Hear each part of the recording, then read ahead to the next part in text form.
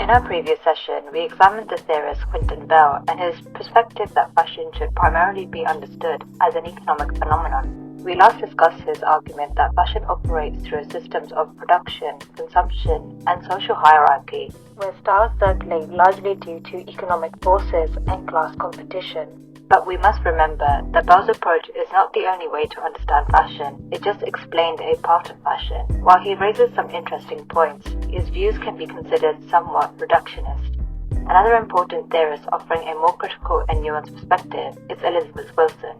So let's dive deeper into this new session. Welcome back to Fashion and Fashion Theory.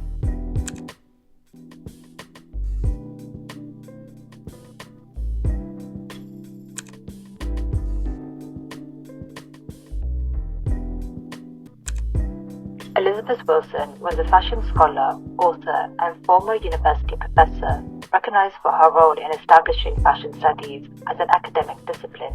She authored an influential book, Adorned in Dreams, which explores the relationship between fashion, culture, identity, gender, and contemporary society. Her work frequently examines the social and cultural significance of clothing and style, particularly within urban environments and modern life. A few notable publications that I would like to mention is The Sphinx in the City, which explores urban culture and identity, Bohemians, which examines artistic subcultures and their relation to fashion and lifestyles. Wilson's academic work is valuable as she helps to provide a deeper understanding and analysis of fashion as a cultural and social phenomenon, rather than simply concentrating on clothing or trends.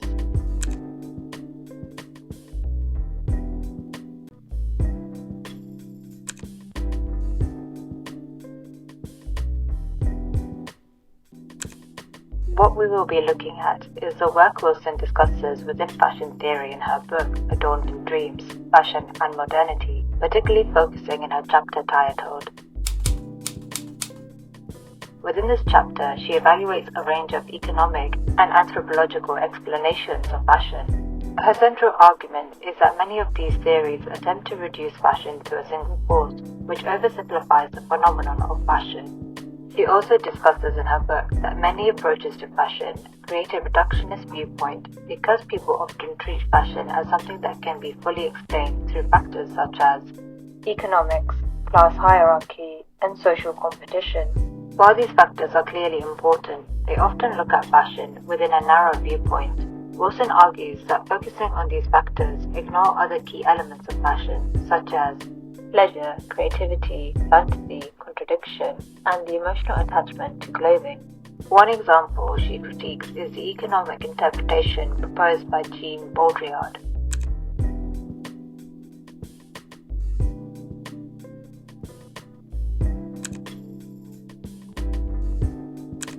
Jean Baudrillard was a French sociologist and philosopher specializing in cultural studies.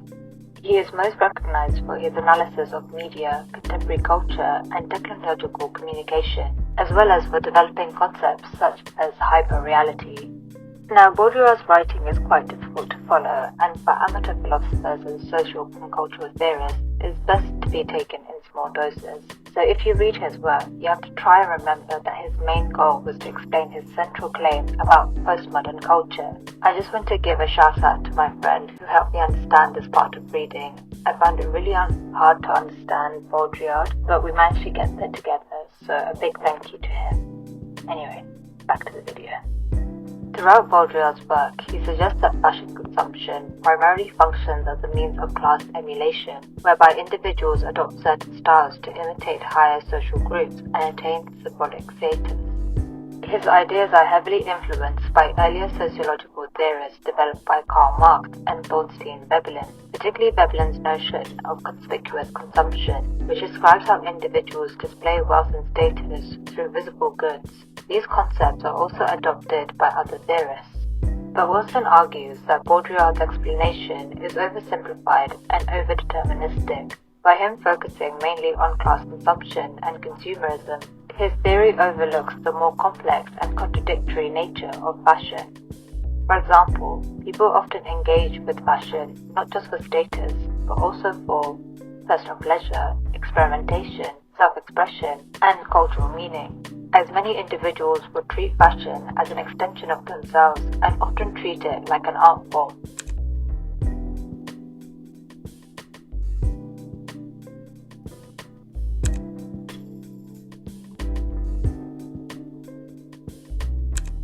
Fashion is often regarded merely as clothing or trend, but its personal significance extends well beyond what we wear. It can help serve as a reflection of individuality, identity, emotions, creativity, and social belonging. In many ways, fashion functions as a personal language, enabling individuals to communicate who they are and how they feel without the need for spoken words.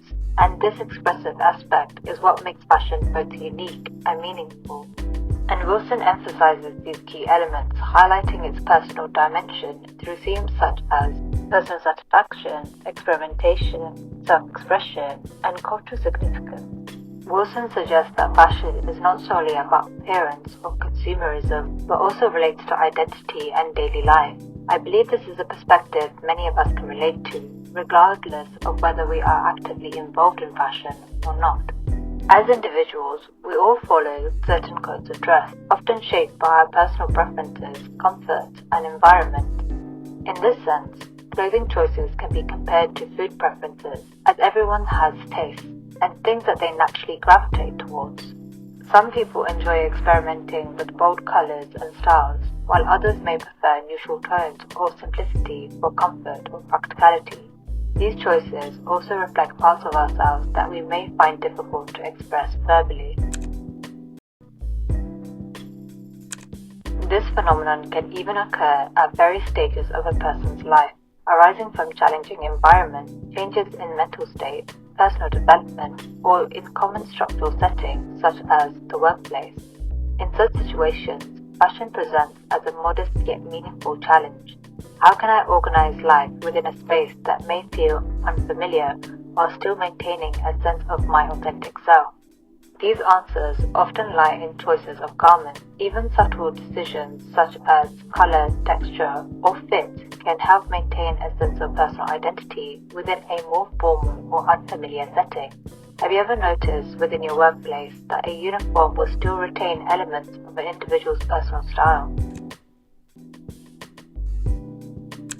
I will give you a simple exercise. Reflect on your professional attire and consider which clothing item, accessory, or style choice best represents your personal expression. How is your clothing adjusted to suit you? If you can, think about a colleague. What do they do that makes their outfit feel authentic and suited to them? And please share your thoughts in the comment section. I'm curious about what you notice. This is a good exercise to have because once you see it, you won't be able to overlook how style is different for everyone. The nature of individuals, fashion becomes more than mere surface level practice. It becomes a means of navigating daily life, balancing personal identity within social expectations. To gain a better understanding of this personal relationship within fashion, it is useful to explore the 4 dimensions identified by Wilson and their influence.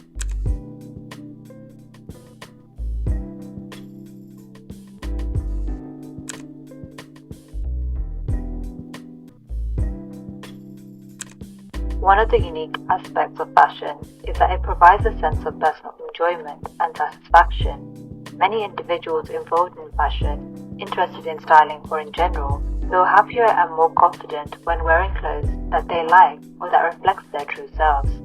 The process of selecting outfits, purchasing new items, styling with existing or second-hand clothing can be an enjoyable and fun experience, offering a sense of emotional comfort. For example, wearing a favorite outfit can improve mood and self-confidence. Dressing up for special occasions can create excitement and pride. Fashion allows people to feel attractive, comfortable, cute, or powerful, depending on their choices within styling. In this sense, fashion is not only functional, but it can be emotionally rewarding.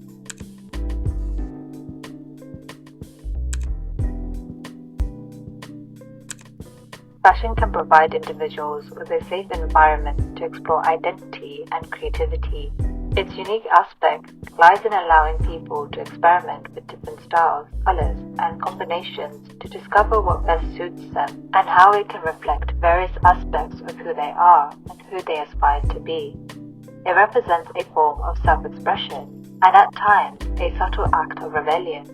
Experimentation may include mixing different trends or aesthetics, trying new colors, silhouettes, or accessories, changing styles over time as personality or lifestyles evolve. There is a consistent change and challenge within the fashion realm that encourages individuals to adapt and explore new possibilities, making it a dynamic and evolving form of expression. Fashion is not static, and it can assist individuals in expressing hidden aspects of themselves.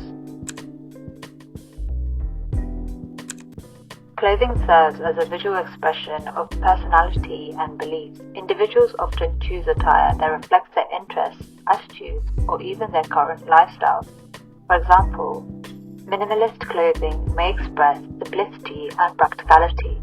Bold or artistic fashion may reflect creativity and confidence. Streetwear can show connection to youth culture or musical scenes. These ideas are not fixed, and much like visual language, there is more than what meets the eye. However, through these examples, you can infer some suggestions of what clothing might entail for an individual. Through fashion, individuals are able to convey messages without speaking, using clothing as a means to express their identity, visuals, and individuality. An interesting aspect of this approach is that many people may not even be aware of the styling choices they have made, as these become organic and naturally integrated into who they are throughout the spaces they occupy, or even involved in temporarily.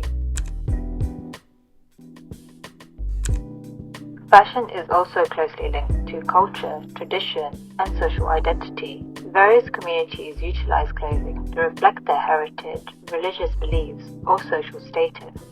Due to this diversity, fashion allows for an authentic and dynamic expression of heritage within a distinctive manner. Examples include traditional garments worn during cultural celebrations or by family members passed down, styles associated with specific communities or historical periods, fashion movements that reflect social change or cultural pride. In this way, fashion links the personal identity of individuals with the broader culture or society. These personal aspects of fashion reside in its capacity to blend emotion, creativity, identity, and even the depths of culture. Through this individual enjoyment, fashion transcends mere clothing to become meaningful and extends the means of personal and social communication.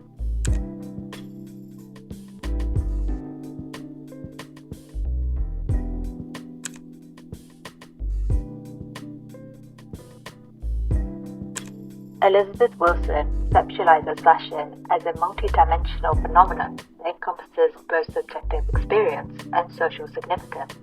Her framework, comprising the 4 dimensions of satisfaction, experimentation, self-expression, and cultural importance, underscores how dress functions simultaneously on personal and collective levels. Wilson contends that fashion offers personal satisfaction by enabling individuals to find pleasure in their appearance, creativity, and the sensory qualities of clothing. Dress is therefore closely associated with emotional experience such as confidence, comfort, and desirability. At the same time, fashion promotes experimentation, allowing individuals to continuously explore and reinvent their appearance. By engaging with different styles, identities, and boundaries, people respond to evolving trends as well as their own personal development. This process positions fashion as a compelling form of self-expression. Clothing becomes a non-verbal means of communication through which individuals convey their identity, mood, and values, whether to conform or to challenge dominant social norms. However, Wilson highlights that these personal practices are never entirely isolated. They are influenced by broader cultural, historical, and political contexts, meaning that even highly individual choices are embedded within systems of meaning such as class, gender, and consumer culture. Wilson's four dimensions illustrate that fashion is both an intimate, lived experience and a wider cultural phenomenon, in which personal agency and social structures are continuously interacting. In addition to this framework, Wilson conceptualizes fashion as operating across four interconnected dimensions: the body, identity, culture, and temporality. At its most fundamental level, fashion serves as body adornment, transforming the physical form into a cultural artifact and a medium of visual communication. It also functions as a marker of social identity, indicating class, gender, taste, and group affiliation, while mediating the relationship between individual expression and conformity. Furthermore, fashion is deeply embedded in cultural expression, reflecting and influencing historical, political, and artistic movements. It engages with broader ideological shifts from consumer capitalism to forms of resistance.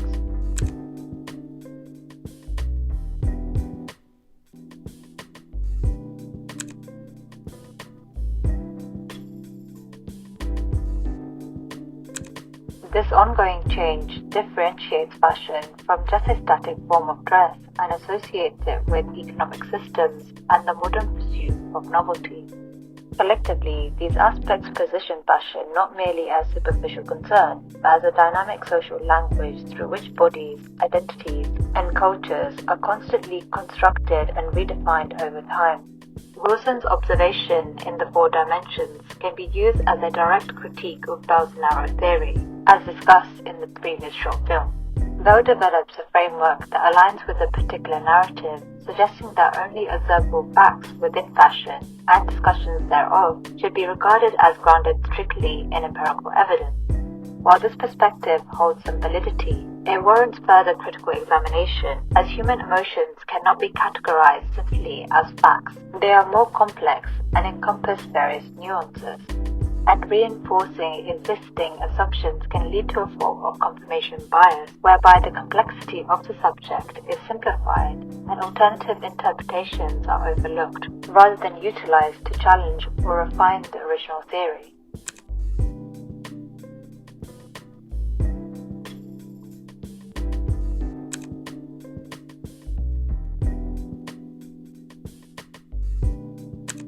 Throughout Elizabeth Wilson's perspective, she discusses that fashion should not be dismissed as trivial or merely superficial, but recognized as a complex cultural phenomenon embedded within modernity itself. In Adorned in Dreams, she presents fashion as a site of contradiction, simultaneously expressive and restrictive, individual and social, aesthetic and economic. For Wilson, fashion cannot, as a whole, be confined to a single framework. Rather, it functions as a mix of identity, desire, power, and cultural transformation. It mirrors the tension within modern life, illustrating how individuals navigate self-expression within wider social structures. In this context, fashion is not simply a subject to be made clear through theoretical analysis. It is a phenomenon that actively questions and redefines the boundaries between the human and theoretical discipline, calling for a more integrated and nuanced approach to its study.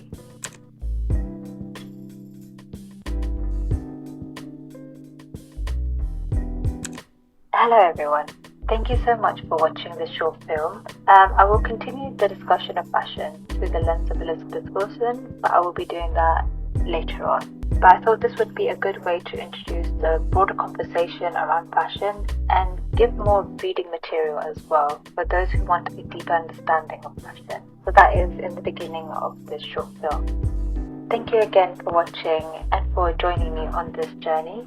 If you enjoyed this, please subscribe so I can continue to create more of these videos. Don't forget to like and leave a comment, whether it's a question or thought or something that you're curious about. And as always, be kind, stay curious, and I'll see you next time. Goodbye, my darlings.